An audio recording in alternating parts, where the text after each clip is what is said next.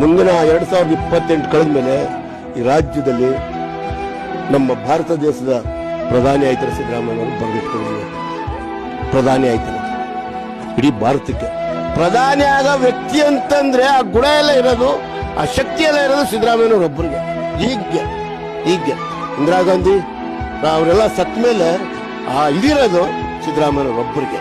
ನಾನು 1978 ಸಿದ್ದರಾಮಯ್ಯನವರು ನೀವು ಮಾಧ್ಯಮದವರೇ ಬೇಕಾದ್ರೆ ಹೇಳಿ 99 ತನಕ ಒಂದು ಸ್ವಂತ ಮನೆ ಇಲ್ಲ ವೈನಿಗೆ ಜಲದರ್ಶನ ಮನೆ ಕಟ್ಟಿದ್ದ.